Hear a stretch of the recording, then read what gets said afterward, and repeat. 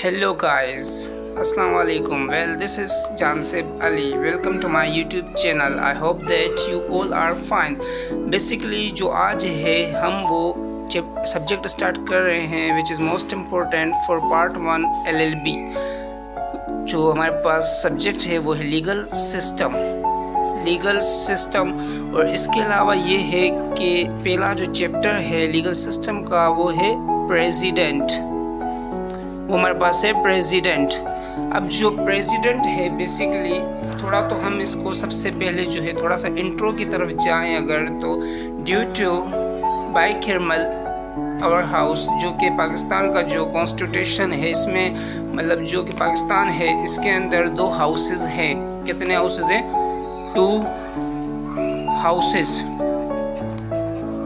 2 houses हैं और जहाँ पर 2 हाउसेस होता है वहाँ पर भी हमारे पास प्रेसिडेंट का मोस्ट इम्पोर्टेंट रोल होता है। ओके, अब अगर हम प्रेसिडेंट की इंट्रो की तरफ जाएं, हम अगर प्रेसिडेंट की आउटलाइन में देखें तो इंट्रोडक्शन जो है हमारे पास क्या इंट्रोडक्शन। अगर प्रेसिडेंट की इंट्रो की बात करें तो president it's a head of the state, it's a head of the state and head of the symbol of unity. Basically head of the symbol of the unity. अगर हम इसकी outline से अगर क्वालिफिकेशन की बात करते हैं, किसकी क्वालिफिकेशन की अगर बात करते हैं तो क्वालिफिकेशन में हमारे पास सबसे पहले आर्टिकल 41 की तहत। अब आर्टिकल 41 होता क्या है? ये हमारे पास आर्टिकल्स होते हैं कुछ कॉन्स्टिट्यूशन के अंदर। किसके अंदर? कॉन्स्टिट्यूशन के अंदर, जो कि आईन पाकिस्तान है, जो कि आईन पाकिस्तान है वो हमारी कहलाती है कॉन्स्टिट्यूशन ऑफ पाकिस्तान। अब जो कॉन्स्टिट्यूशन पाकिस्तान का आर्टिकल 41 है इसके अंदर हमें बताया जा रहा है कि जो सदर है, सदर बनने के लिए पाकिस्तान के अंदर सदर बनने के लिए मतलब सदर के लिए कौन कौन सी चीज़ें रिक्वायर्ड हैं जिसके बाद हम सदर बनने की अहल हैं या नहीं हैं, काबिलियत रखते हैं सदर बनने की या नहीं। तो सबसे पहला जो है हमारे पास क्या है कि आर्टिकल 41 हमें डिस्क्राइब करता है that what you required for becoming a president of the Pakistan. So सबसे पहले है first of almost we have that must be a Muslim. अब मस्ट बी अ मुस्लिम मकसद के सादिक और अमीन होना चाहिए। मस्ट बी अ मुस्लिम, सादिक और अमीन होना चाहिए। और जो सेकंड पॉइंट वो ये है कि qualify as a member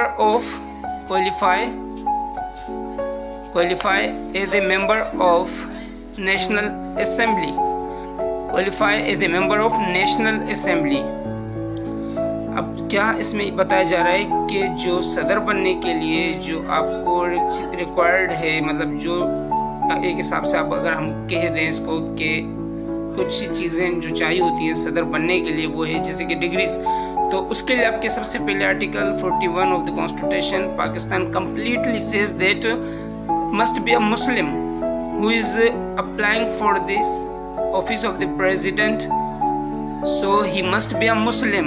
It means that कि वो सादिक और अमीन होना चाहिए, सादिक और अमीन होना चाहिए।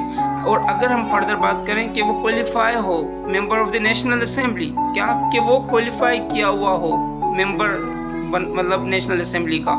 और जो थर्ड वन है वो ये है कि 45 age, his age must be a 45 age, not less then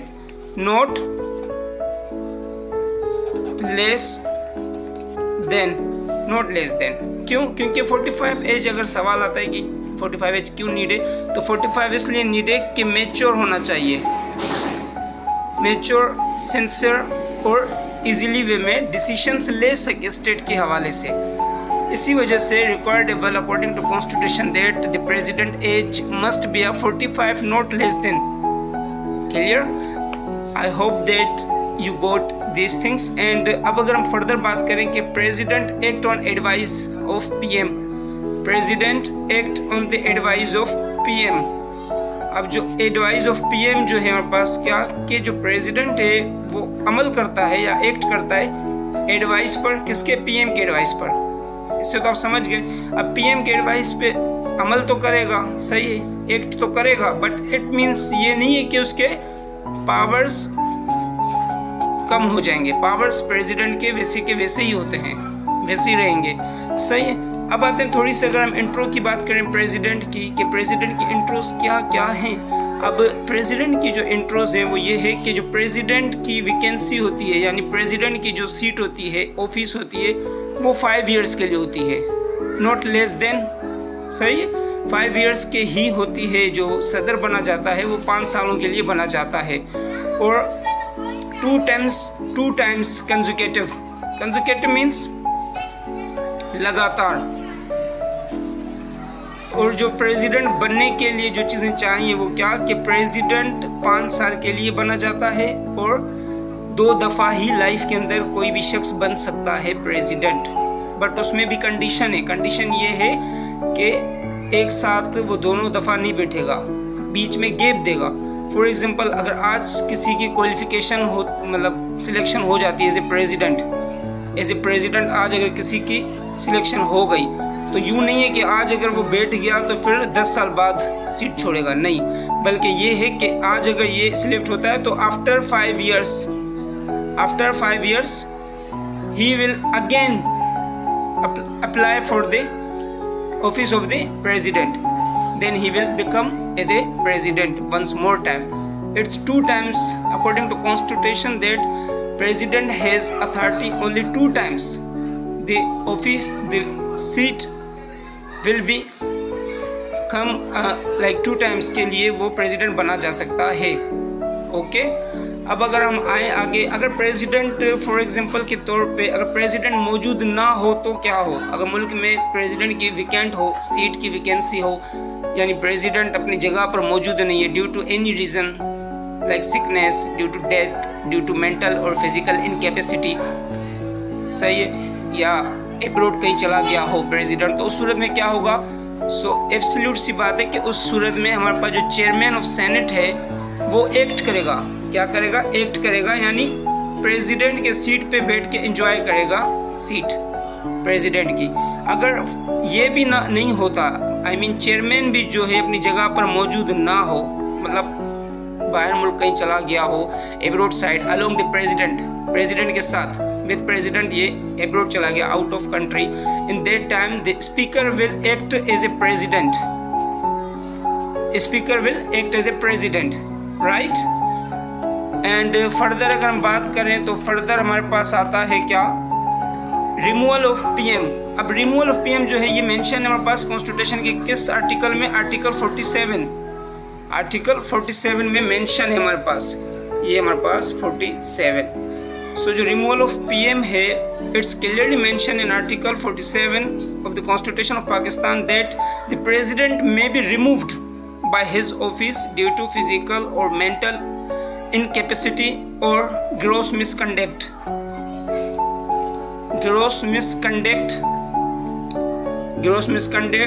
and violation of the constitution। अब यहाँ पर ये हमें बताया जा रहा है कि जो आर्टिकल 47 है कॉन्स्टिट्यूशन ऑफ पाकिस्तान, वो हमें बताता है, क्या बताता है, रिमूवल का प्रोसीजर, रिमूवल कि प्रेसिडेंट किस तरह प्रेसिडेंट को रिमूव किया जा सकता है, अपने सीट से, ओहदे से हटाया जा सकता है। Let's see and let start. अब यहाँ बताया जा रहा है कि जो प्रेसिडेंट है वो रिमूव होगा कुछ रीजंस की वजह से, उसको हम कुछ रीजंस की वजह से हटा सकते हैं अकॉर्डिंग टू कॉन्स्टिट्यूशन आर्टिकल 47 कि प्रेसिडेंट जो होता है, जो सदर पाकिस्तान होता है, हम उसको हटा सकते हैं, बट हटाने के लिए भी कोई वैलिड पर्पस यानी वैलिड कोई रीज़न होनी चाहिए ना। ऐसे तो हम यूँ तो नहीं करेंगे ना कि किसी को भी उठा के, मतलब आई थिंक जैसे उठा के उसको हमने हटा दिया, ऐसे नहीं है, बिल्कुल भी नहीं। अब इसमें क्या है कि हम प्रेसिडेंट को रिमूव करेंगे but due to few reasons. अब वो फ्यू रीजंस क्या है हमारे पास, जो कि वैलिड रीजंस होने चाहिए। अब यहाँ पर आर्टिकल 47 हमें बताता है, क्या बताता है कि फिजिकल या मेंटली तौर पे इनकैपेसिटी हो। इनकैपेसिटी से मुराद ये कि फिजिकली या मेंटली वो इस काबिल ना हो, फैसले देने की सलाहियत उसके अंदर ना हो, या थोड़ा बहुत हम कहें अगर इजी वे में समझने के लिए, तो इजी वे में समझने के लिए हमारे पास आता है, क्या आता है, बेसिकली इजी वे में समझने के लिए हमारे पास ये आता है कि जैसा कि उसने मतलब एक मेंटलिटी उनकी ख़राब हो जाए। मेंटलिटी ख़राब होने से मुराद के फैसले ना दे सके या कोई जैसे पागलपन हो जाना किसी भी चीज़ का, तो वो हमारे पास क्या है, मेंटलिटी और फिजिकली इनकेपेसिटी की वजह से हम प्रेसिडेंट को रिमूव कर सकते हैं। देन फर्दर वी हैव क्या कि ग्रॉस मिसकंडक्ट। ग्रॉस मिसकंडक्ट मतलब क्या कि खिलाफवर्जी करना, आइन की खिलाफवर्जी करना। वायोलेशन लिखा हुआ है ना, वायोलेशन मीन्स खिलाफवर्जी। अब खिलाफवर्जी करना कॉन्स्टिट्यूशन की, आइन की खिलाफवर्जी करना, या कोई रिश्वत लेना, या कोई ऐसा काम करना जो कानून के खिलाफ हो। In that sense, in that case, then we have authority that the president can be removed. President को हम रिमूव कर सकते हैं इन 3 कंडीशंस के अंदर।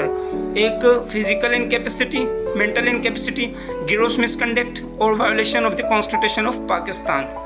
अब अगर हम बात करें पावर ऑफ ग्रांट पार्डन, अब ग्रांट पार्डन से तो आपको समझ आ गया होगा, ग्रांट हम किसको कहते हैं?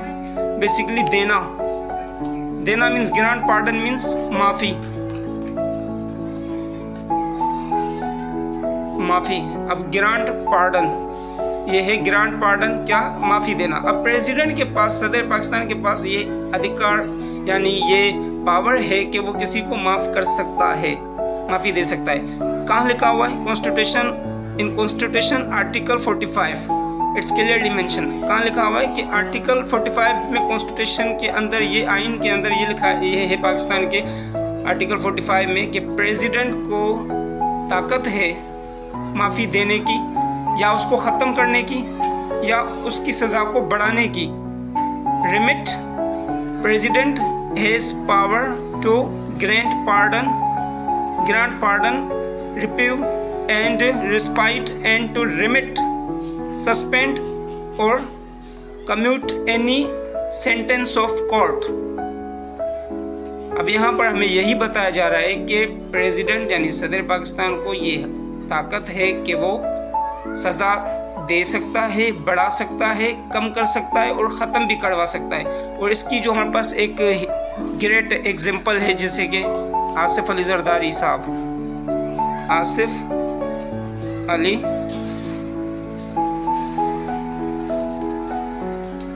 Zardari, the ex president of Pakistan, जिन्होंने कराची के अंदर मतलब सेंट्रल जेल में सब लोगों की सजाए मौत वालों को उन्होंने उम्र कैद की सज़ा दे दी। जनाब आसिफ अली जरदारी। तो ये चीज़ थी क्या कि प्रेसिडेंट के पास ये ताकत है कि वो किसी की सज़ा को ख़त्म भी कर सकता है, और उसके अलावा क्या कि वो सज़ा को बढ़ा भी सकता है और सज़ा को माफ़ी भी करवा सकता है किसी भी कोर्ट के फैसले के मुताबिक। मतलब जो कोर्ट ने फैसला दिया, किसी को सज़ा दिए उम्र कैद की या सज़ाए मौत की, तो वो सदर के पास ये मतलब इख्तियार है कि वो उसको माफ़ी दे या उसकी सज़ा को बढ़ा दे।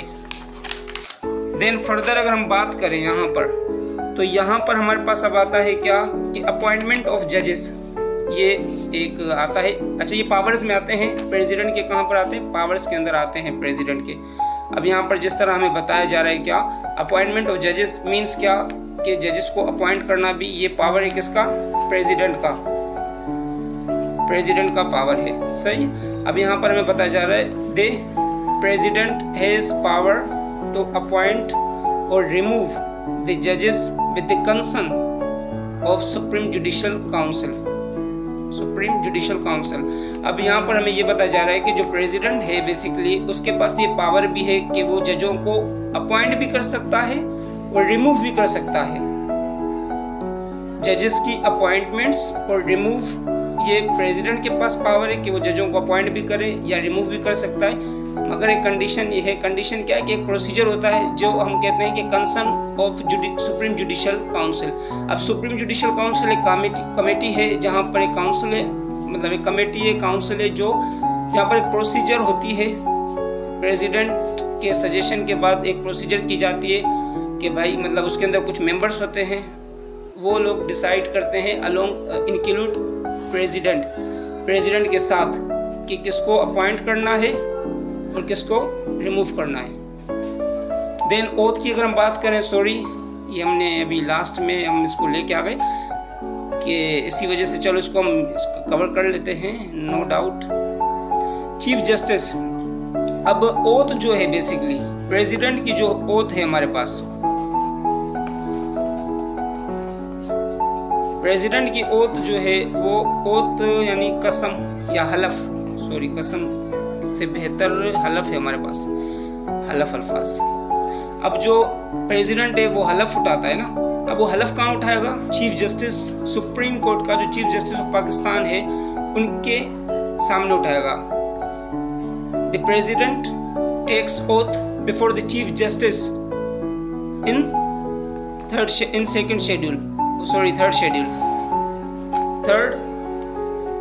शेड्यूल। अब जो प्रेसिडेंट है वो ओथ उठाएगा यानी हलफ उठाएगा चीफ जस्टिस ऑफ पाकिस्तान, जो कि सुप्रीम कोर्ट का जो हमारे पास चीफ जस्टिस है उसके सामने हलफनामा उठाता है कौन? सदर Pakistan, president. Okay, then resign की बात करें, यानी अगर रिजाइन देना चाहे तो रिजाइनेशन में ये होता है कि the president can addressed his resignation letter to the chairman of senate. Chairman of senate को वो अपना रिजाइनेशन लेटर देगा। आई होप कि आप लोगों को यहाँ तक समझ आ गया है। आगे बढ़ते हैं। Now last one we have that emergency. अब जो इमरजेंसी है, बेसिकली इमरजेंसी हम किसको कहते हैं? लेट्स सी, इमरजेंसी हमारे पास आता है ऑर्डिनरी, आपने सुना होगा ऑर्डिनरी बिल्स,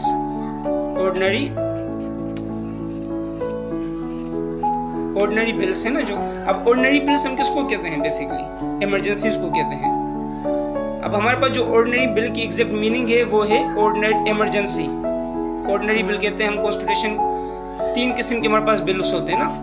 एक होता है मनी बिल, दूसरा होता है अपना अल्लाह ने खी दे आपको, जैसे कि दूसरा हमारे पास बिल है वो है कॉन्स्टिट्यूशन बिल, एंड थर्ड मतलब जो फर्स्ट वन है हमारे पास वो है ऑर्डिनरी बिल।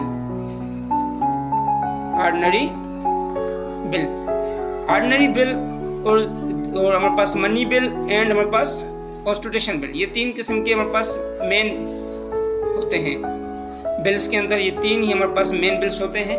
और इसके अलावा और हमारे पास जो सेनेट है या नेशनल असेंबली है वो इसी के ऊपर काम कर रही होती है, बिल्स के ऊपर।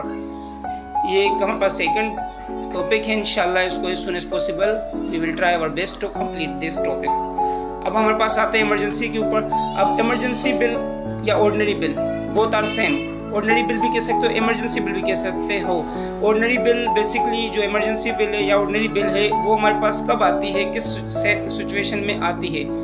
अब यहाँ पर हमारे पास ये जो है बिल ये आती है हमारे पास तब, जैसे कि हम अगर इसको बताना चाहें तो वो ये इस तरह है। लेट्स स्टार्ट कि एनी इंटरनल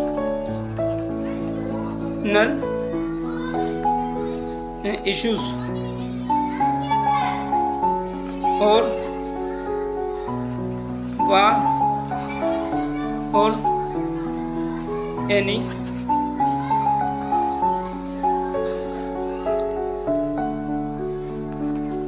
डिजीज और एनी डिजीज। बहरहाल इसको ऑल ओवर हम कर लें तो वो हम इस तरह से करेंगे इसको, कैसे कि जब स्टेट के अंदर, जब ऑर्डिनरी बिल हमारे पास कब लगता है कि जब स्टेट के अंदर in the country when the country survive the internal issues and wars issues और एनी सिविल वार्स या any disease issues. In that time the president can pass the ordinary bill when the session the National Assembly is not in a session। जब session किसी भी house का, यानी house जो हमारे पास है नेशनल असेंबली जो कि हमारे पास कहलाती है लोअर हाउस, सही है। तो ये जो लोअर हाउस है नेशनल असेंबली, ये जब सेशन में नहीं हो और उस दौरान मुल्क के अंदर यानी कंट्री के अंदर कुछ ऐसे मामला हो जाए जैसे कि सिविल वार्स हो गया, या आपके पास अगर हम बात करें कि इंटरनल इश्यूज, कोई भी ऐसी एजेंसी की बात चली गई बाहर, या कोई वार्स सिविलाइजेशन वार्स हो गई, सिविल वार्स हो गए आपस में, या मुल्क किसी खतरे में है, या अगर हम फर्दर बात करें, अगर अच्छी सी एग्जांपल के साथ बात करें, एग्जांपल तो कोरोना के टाइम पर जब ये डिजीज़ आया था, तब आप लोगों को याद होगा अच्छे से कि कोरोना के टाइम पर आपकी जो है हाफ डे लगभग आप जो है ना 7 बजे तक आपके दुकान शाम के खुले रहते थे, या फिर और मज़ीद बात करें डिस्टेंस थे, मॉस्क्यूज़ बंद हो गए थे, यानी मस्जिदें वगैरह बंद हो गई थी, डिस्टेंस हो गई थी, एजुकेशन जितने भी कॉलेजेस सिस्टम्स हैं हमारे पास, इंस्टीट्यूशंस हैं, सब के सब बंद हो गए थे। That was a emergency situation, that was the internal problem of the country. जो इंटरनल प्रॉब्लम थी कंट्री की, ये उस सेंस में हम इसको कहते हैं कि इमरजेंसी बिल है, क्योंकि ये जब इशू आया तो प्रेसिडेंट के पास ये पावर था कि उसने इमरजेंसी बिल पास की, जिसकी वजह से वो इम्प्लीमेंट हुआ, जो कि हमारे पास 120 डेज के अंदर इम्प्लीमेंट हो जाता है। 120 डेज के अंदर ऑर्डिनरी बिल इम्प्लीमेंट हो जाता है। आई hope that guys you all guys will understand my topic and you got my topic। तो आज का टॉपिक हमारे पास यही था, प्रेसिडेंट। और काइंडली डियर फ्रेंड्स के आप लोग सब्सक्राइब, चैनल को लाइक करें और सब्सक्राइब करें, ताकि न्यू और बहुत से वीडियोस इसी तरह की और रिलेटेड टू एजुकेशन आपके पास आती रहें। Thank you so much and subscribe my channel and like my channel. Thank you. Allah Hafiz.